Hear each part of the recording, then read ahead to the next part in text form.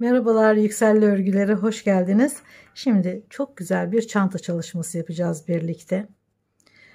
Bunun için 20 tane motif hazırladım. İnternetten bildiğimiz, gördüğümüz motiflerden bir tanesi ve orta kalınlıkta kağıt ip.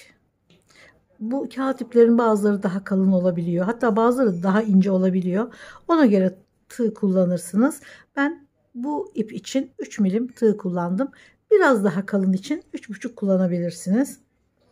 Ve küçük kare motiflerle bildiğimizin dışında başka türlü bir form vermek istedim çantaya.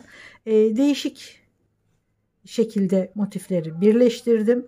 Bayağı uğraştırdı bu formu yakalamak. Yani puzzle gibi, bulmaca gibi şu formu bulana kadar bir hayli uğraştım. Ama güzel bir çanta formu oldu.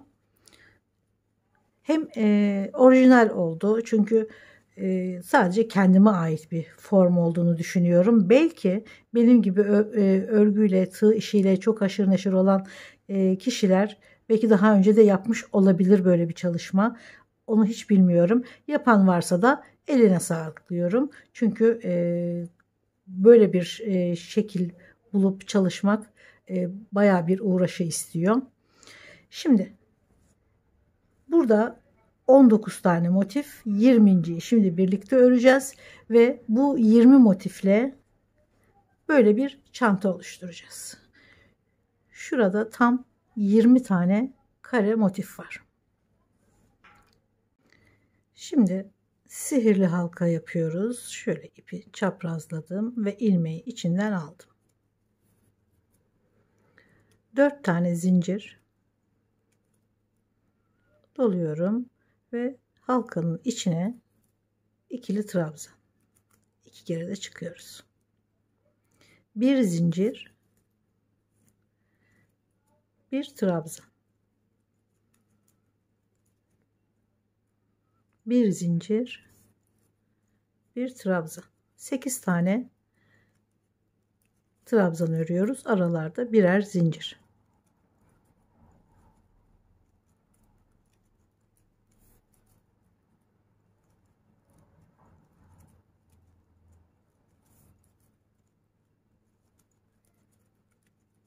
Bir zincir, bir trabzan. 1 2 3 4 5 6 7 8. Ortayı şöyle kapatıyoruz ve bir zincir, başladığımız şu 4 tane zincirle başlamıştık. Üçüncüsüne batıyorum. Aradaki bir tane fazla olan da şu aralara çektiğimiz bir zincir aralar. Şimdi 1 2 3 4 5 zincir. Alttan 1 2 3. zincire batıyoruz.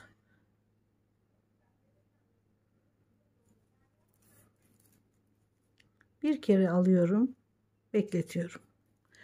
Aynı boşluğa, aynı ilmeğin içine bir kere alıyorum. 2 tane ip alıyorum ve bekletiyorum. Sonra hepsini birden topluyorum. 3 tane trabzanı birlikte toplamış olduk. Sonra diğer yanındaki trabzanın üzerine bir trabzan.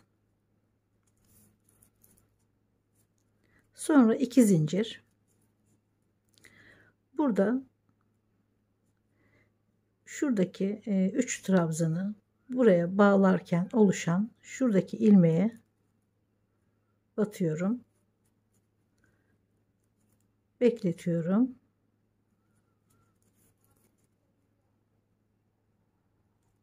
Ve ilk çektiğim 2 zincirde bir trabzan oluyor. Topluyorum. Sonra yanındaki trabzana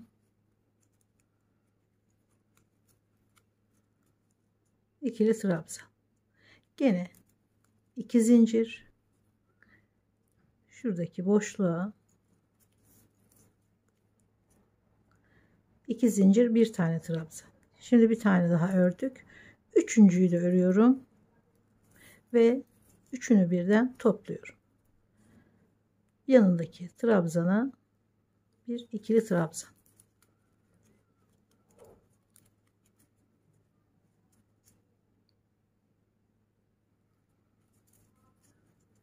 İki zincir. Şuradaki boşluğa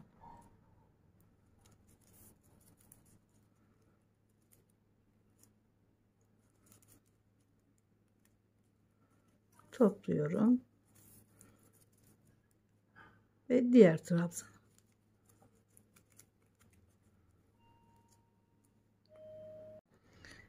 Bir, iki, üç, dört, beş, altı, yedi ve 8.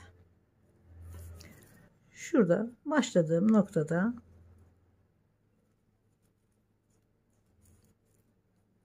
bağlıyorum. Şimdi bir üst sıraya çıkıyoruz. Yani 1, 2, şu anda 3. sırayı örüyoruz. 2 zincir çekiyoruz hemen. Battığımız noktada bekletiyorum. Bekletiyorum ve üçünü birden topluyorum. Yani şu buralardaki yaprakları ördüğümüz gibi, yalnız 3 kere batacağız. Araya da 3 zincir çekeceğiz. Şöyle 3 tane zinciri çektim. Gene aynı boşluğa bekletiyorum. Üçüncüsünü alıp sonra üçünü birden topluyorum. Araya 3 zincir. Bir kere daha aynı çalışmayı yapıyoruz. Aynı boşluğun içine 1, 2 ve 3 ve topluyorum. 3 tane ördük. Altta da, alt sırada da zaten 2 tane vardı. 1, 2, 3, 4, 5 tane görünüyor şimdi yapraklar. 3 zincir. Bir sonraki boşluğa batıyoruz. Şu iki yaprak arasındaki boşluğa ikili trabzan. 3 zincir. Sonraki boşluğa bir kere batıyorum, bekletiyorum. Şimdi gene 3 tane üçlü trabzan yaprak yapıyoruz. Topluyorum. Araya 3 zincir. Gene aynı boşluğa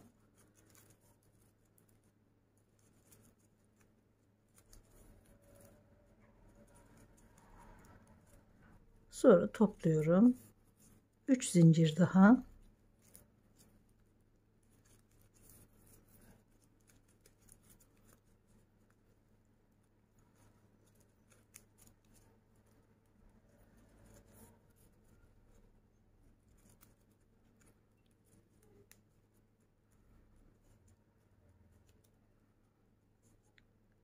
Şurası köşe. Burası da köşe. Şimdi trabzanla geçiyoruz burayı. 3 zincir. Bir tane trabzan. 3 zincir. Şimdi 3. köşeyi örüyoruz. Bekletiyorum.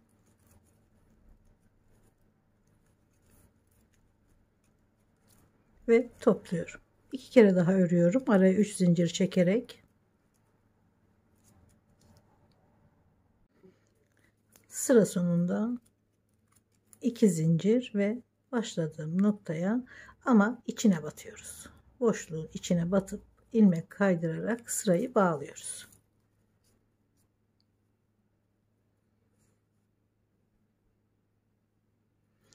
Şimdi 3 tane zincir, bu ilk trabzan, 3 tane daha örüyorum, Toplam 4 trabzan olacak.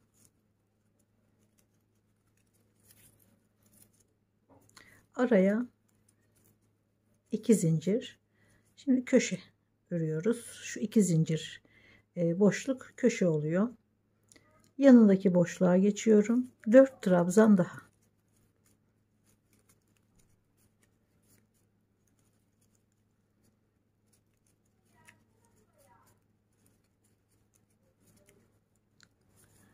Şuradaki motiften göstereyim. Şöyle 4 trabzan, 3 trabzan, bir tane trabzanın üzerine 3 trabzan boşluğa ve bitişte 4 trabzan başlarda.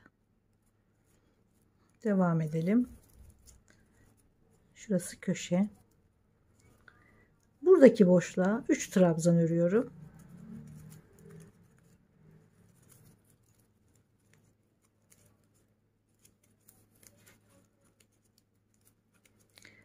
Aradaki trabzanın üzerine bir tane trabzan,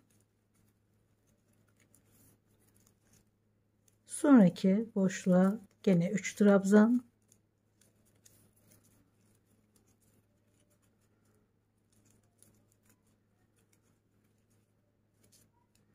ve 4 trabzanla köşeye geliyorum. Toplam 15 trabzan olacak.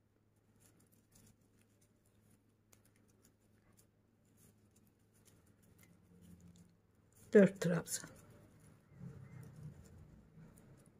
Şurası köşe. 4 trabzan, 3, burada 1, boşlukta gene 3 ve 4. Köşeye geldik. 2 zincir. Şimdi diğer kenarı başlıyoruz örmeye. Gene 4 trabzan.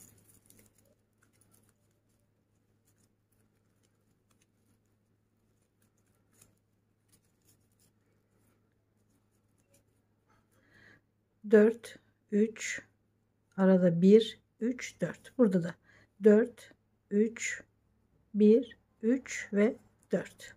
Gene 2 zincirle diğer kenarı öreceğiz. Toplam trabzan sayıları her kenarda 15 tane.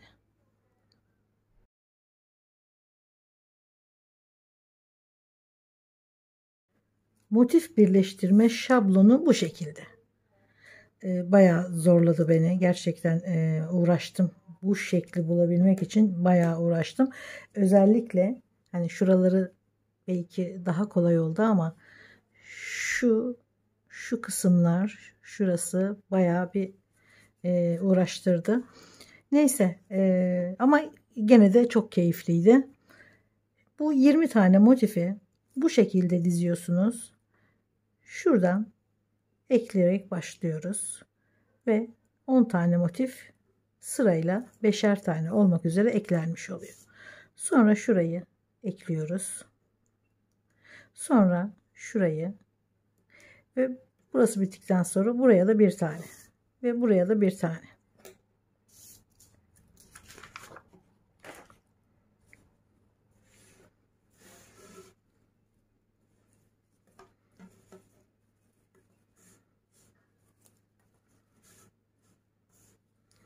Şöyle 5 taneyi ilk etapta, tabi hepsini göstermem mümkün değil. Bir geniş açı çekmem lazım. O da biraz bittikten sonra. Şimdi burada 2, 4, 5 motif. Burada da 2, 4 ve 5 motif. Şimdi şuradan başlıyorum. Şuradan birleştiriyorum. Sonra hemen buraya geçiyorum. Birleştiriyorum ve 10 tane motifi 5 5 birleştirmiş oluyoruz.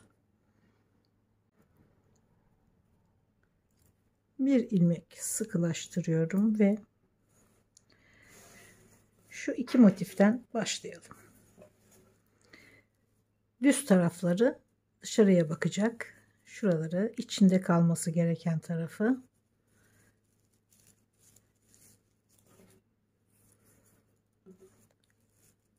Burada 2 zincir var boşluklarda.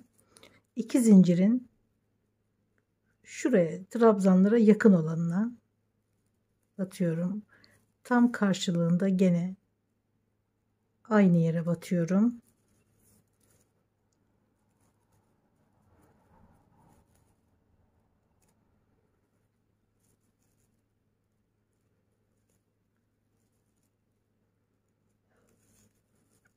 Ve bir sık iğne. Buraya bir tomurcuk yapalım. 2 zincir çektim. Şöyle 2 tane ip aldım ve ilmek kaydırarak bir tomurcuk. Sonra trabzanlara geliyoruz. Şu ilmeğin tamamı. Biz şöyle dışarıdaki kanada batıyoruz. Sonra tam karşılığında aynı trabzanın şöyle şu tamamı biz dışarıdakine batıyoruz. Bir, sonra yine diğer trabzanın dış tarafındaki ipi alıyoruz. Karşılığında da aynen ve 2, yanındaki trabzanın yine bir kanadını ve bir kanadını alıyoruz. Üçüncü sık iğnenin üzerine 1, 2 zincir, şöyle 2 tane ip alıyorum ve ilmek kaydırıyorum.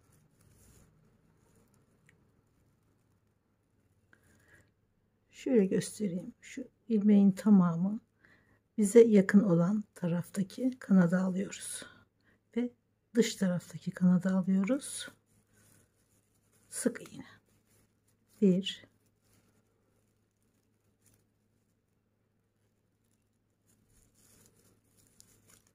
2,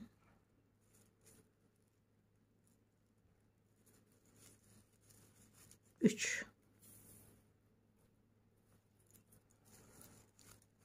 2 zincir, ilmek kaydırarak tomurcuk.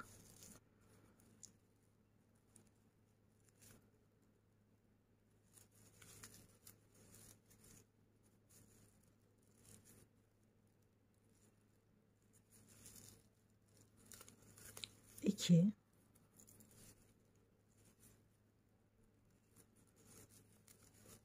üç ve tomurcuk. 2 zincir,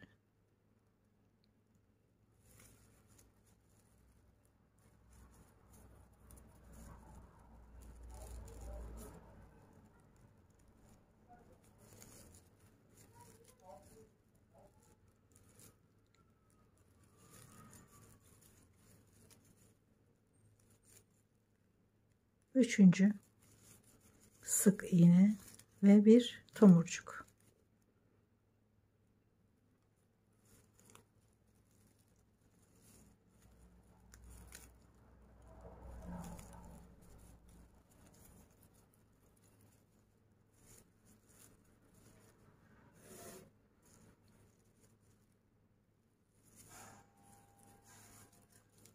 Bir, 2 ve üçüncü sık iğneye bir tomurcuk.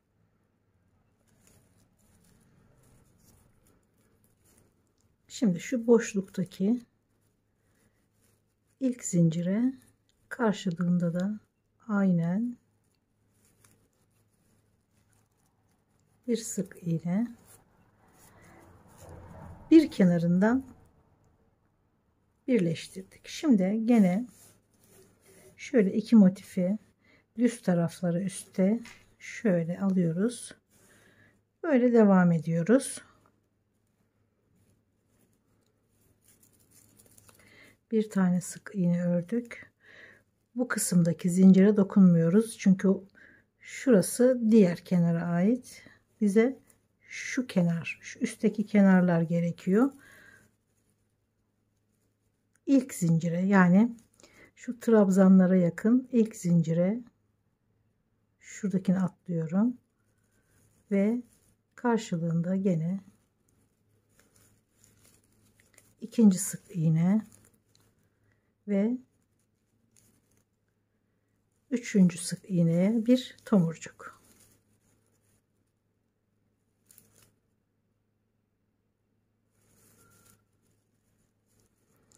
Aynen devam ediyoruz.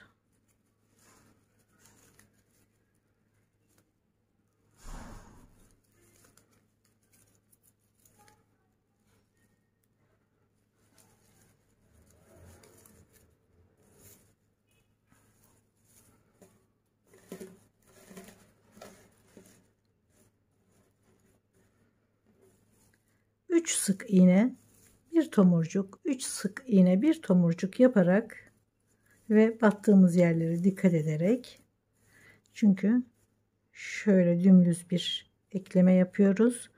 Şu köşelerde ilk zincire batıyoruz. Bu kenara ait. Şuradaki ilk zincir de bu kenara ait. Bunlara hiç dokunmuyoruz. Eklediğimiz kenardaki trabzana en yakın zincirden devam ediyoruz hep.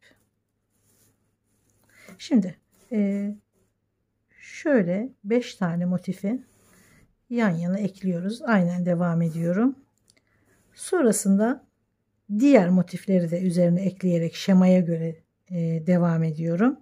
Bu enine olan eklemeler bittikten sonra şuradaki şu eklemeleri de yapacağız. Ve bütün motiflerin etrafında şöyle tomurcuklar oluşacak.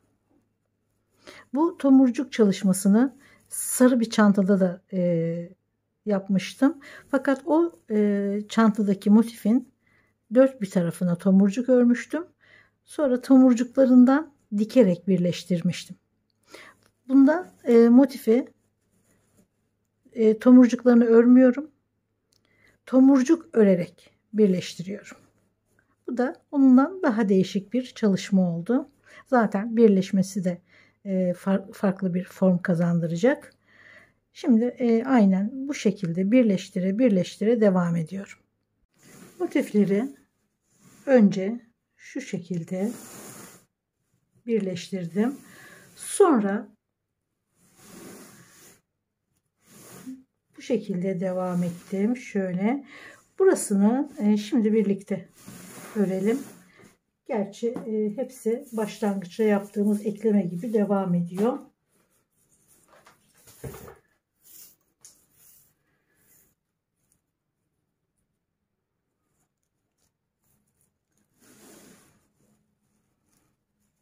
Şu aradaki iki zincir, bir tanesi bu tarafın, bir tanesi diğer kenarın ilmeği oluyor zincir. Oraya batıyorum. Tam karşılığında gene aynı zincire batıyorum.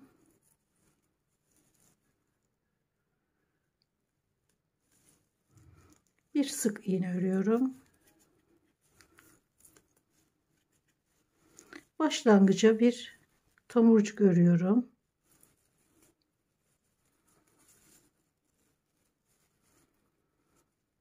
Sonra gene devam ediyorum. Şöyle tek ipi alıyorum. Karşıdan da tek ip alıyorum.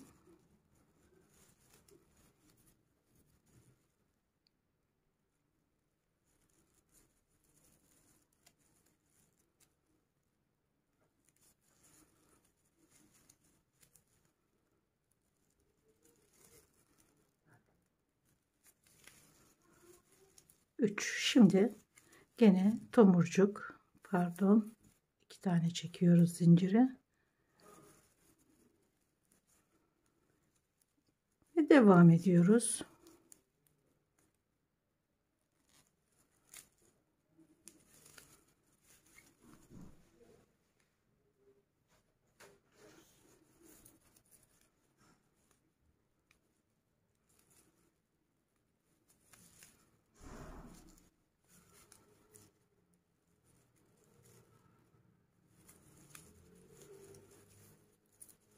Tomurcuk,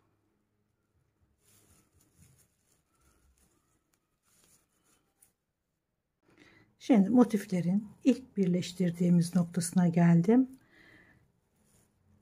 şuradaki zincire de ve karşılığındaki zincire de sık iğne ve bir tane tomurcuk. Şimdi şurayı ekleyerek devam ediyoruz. Burada da gene şu iki zincirin bir tanesini burada örmüştük. Şimdi diğerini burada alıyoruz ve karşılığında aynen şöyle dıştaki iplere batarak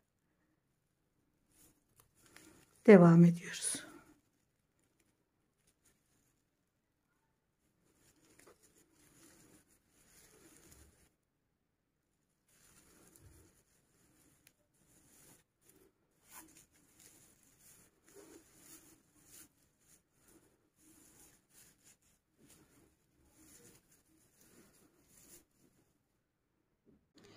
Evet, kolayını bitirdim. Bu kolay kısmıydı. Çünkü motifler çok basit. Yeni başlayanlar bile kolayca örebilir.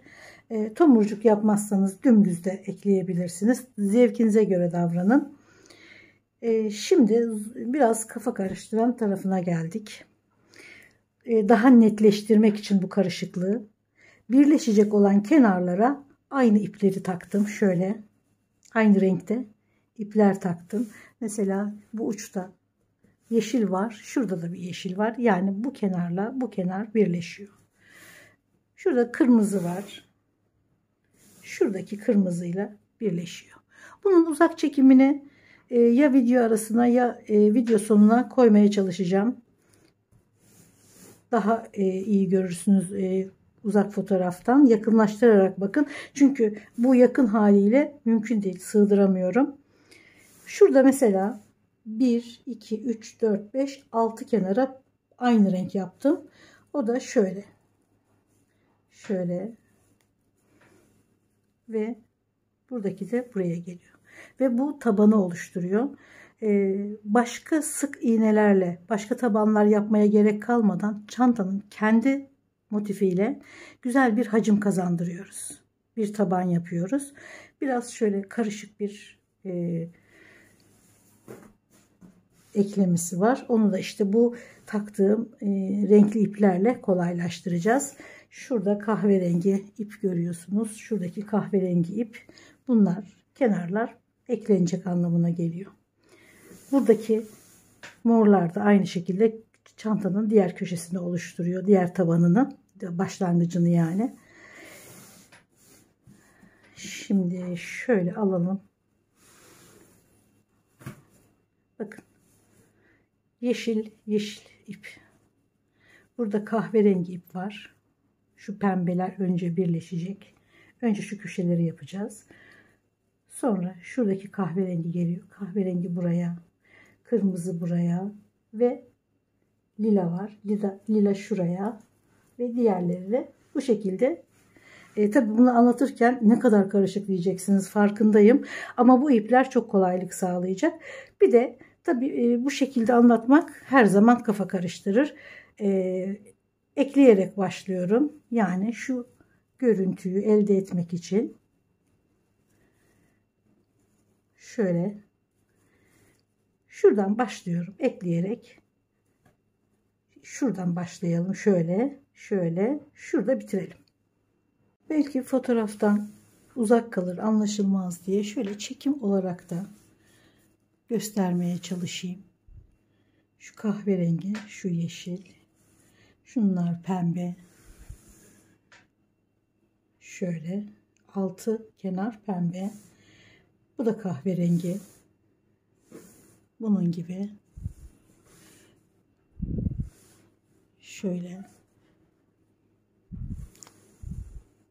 yeşille, şurada yeşil, burada kırmızı, diğer kırmızı burada. Gene tabanın diğer tarafı. Şurada bir lila var. Lilanın karşılığı da burada.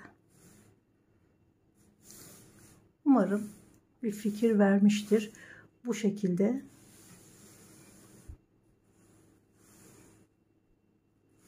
şimdi hemen başlayalım.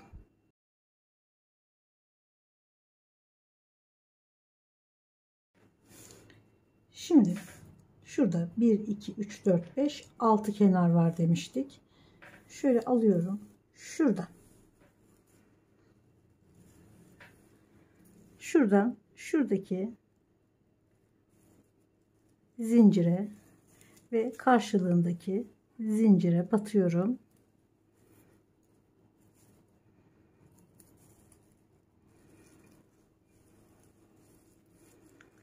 Tomurcuk yapmıyorum çünkü şurada tomurcuk varmış. Devam ediyorum. Aynen şimdiye kadar eklediğimiz gibi aynı şekilde ekleyerek devam ediyoruz.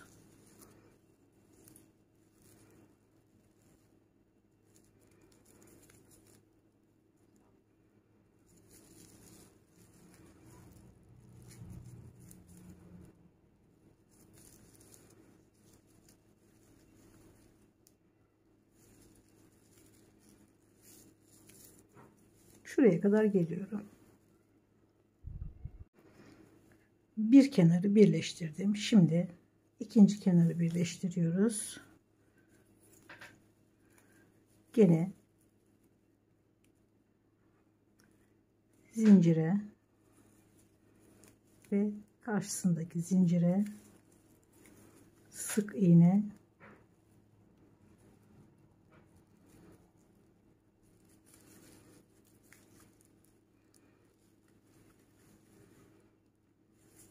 tomurcuklarını da unutmuyoruz. Devam ediyorum aynı şekilde.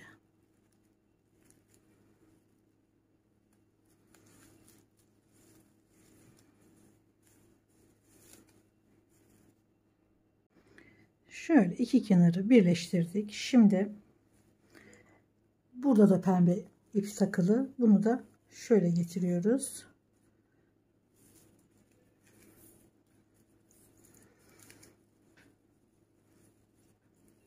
Şöyle tam karşılığını tutuyoruz. Şimdi zincirin bu tarafına ve aynı şekilde zincire sık iğne.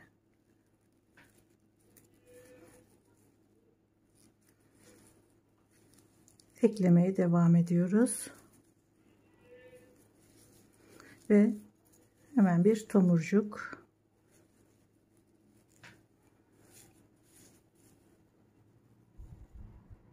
Pembe ip olan kenarları birleştirdim.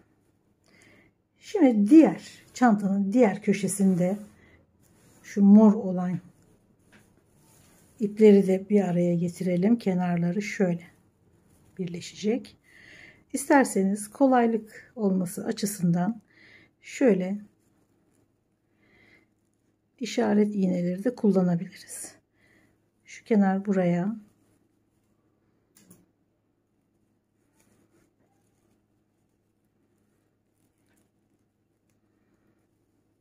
şuradaki kenar da buraya gene.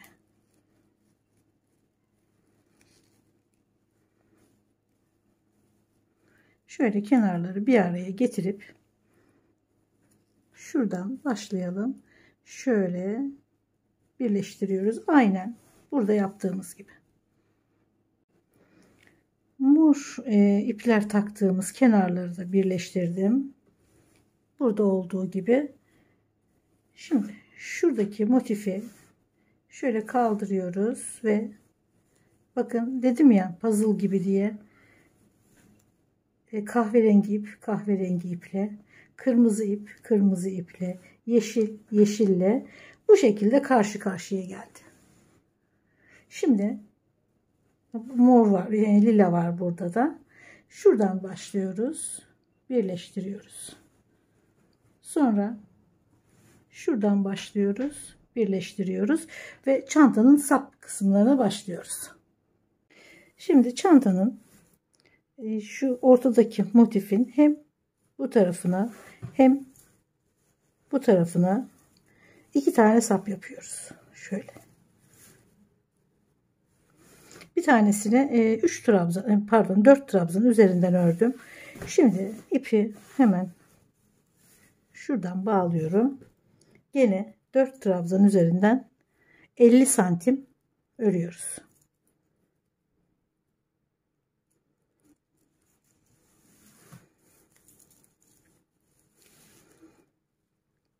Şuradaki son trabzandan ipi bağlıyorum.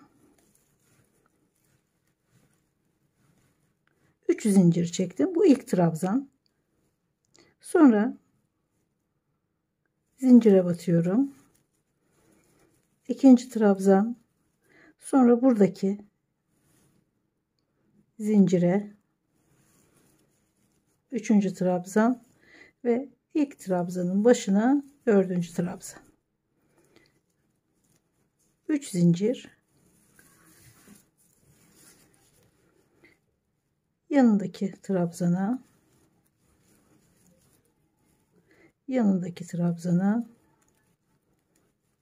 ve son trabzana 3 zincir,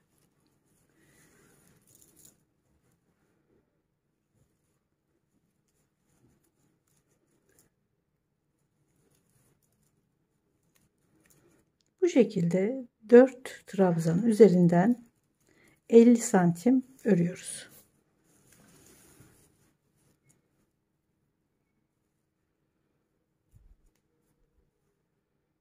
Çanta sapını başladığımız gibi aynı ilmekler üzerine dikerek sabitliyoruz. Sonra buradan ya da buradan herhangi bir yerden ipi bağlıyoruz. 3 sık iğne bir tomurcuk olarak çantanın etrafını ve sapın etrafını örerek geliyoruz. Başladığımız yerde bitiriyoruz. Sonra aynı şekilde bu kısmı da ipi takıyoruz. Örgüyü bitirip tamamlıyoruz. Şimdi bu taraf kalıyor. Tekrar aynı örgüyü örerek devam edeceğiz. Herhangi bir yerden ipi takıyoruz. Aynı şekilde 3 trabzan sık iğne bir tomurcuk olarak devam ediyoruz. Sonra geliyoruz. Burayı da aynı şekilde 3 sık iğne bir tomurcuk olarak örüyoruz.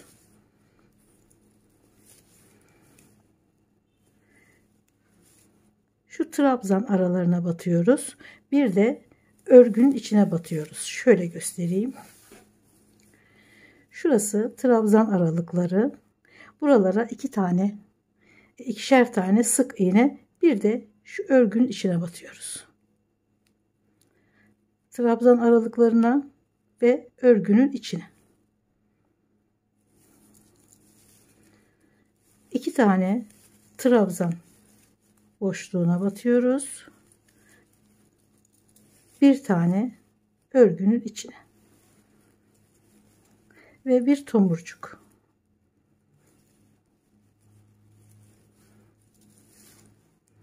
Gene trabzan boşluğuna ve örgünün içine.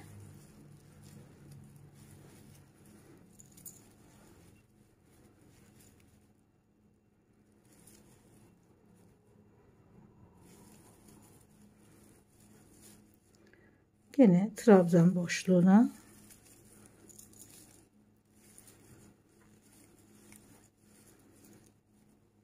şöyle örgünün içine batıp tomurcuğunu örüyoruz.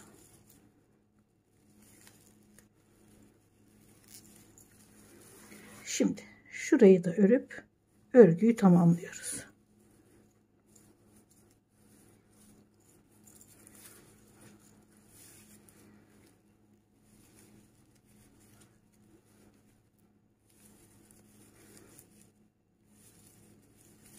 Üç sık iğne bir tomurcuk. Ve başladığımız noktada sırayı sabitleyip kapatıyoruz. Bitiriyoruz. Evet, çanta bitti. Hiç mütevazi olamayacağım. Çünkü çok uğraştım ama ortaya harika bir çanta çıktı. Bu yüzden çok mutluyum. Çok uğraştım. Bayağı bir denedim. Tekrar denedim. Yani şu güzel birleştirmeyi bulana kadar bir hayli denedim. Dediğim gibi puzzle yapar gibi, bulmaca çözer gibi oldu. Ama bütün emeğimin karşılığını aldım. Çok güzel formda bir çanta oldu. Yani hiç taban örmeden kendi motifleriyle birleştirme şeklinden dolayı şöyle yanlarda güzel bir hacmi olan ve taban hacmi olan çok güzel bir çanta ortaya çıktı.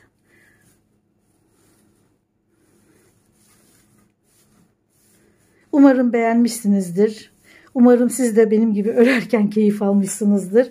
Birleştirirken biraz zorluk çekersiniz ama inanın emeğinize değecek harika bir çanta ortaya çıkacak. İsterseniz farklı iplerle de kullanabilirsiniz. İsterseniz son sırasını daha başka renklerle, yani tomurcuk örerkenki sırayı farklı renklerle de yapabilirsiniz. Bütün tomurcuk sıralarında kullandığınız o farklı rengi örerseniz başka türlü bir çanta çıkar ortaya. O da çok güzel olur. İsterseniz deneyin. Başka motiflerle de yapabilirsiniz tabii ki. Önemli olan şurada çok vaktimi alan, beni çok uğraştıran şu taban kısmı. Evet, videolarımı beğeniyorsanız ve bundan sonrakileri de izlemek isterseniz beğenmeyi ve abone olmayı lütfen unutmayın. Görüşmek üzere, sağlıkla kalın.